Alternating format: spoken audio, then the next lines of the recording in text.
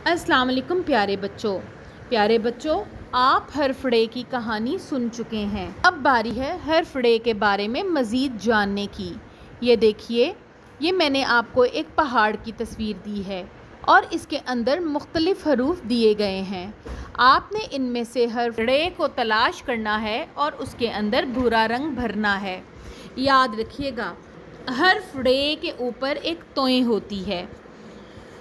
इस तरह से आप सारे ड़े ढूंढकर उनके अंदर भूरा रंग भर देंगे।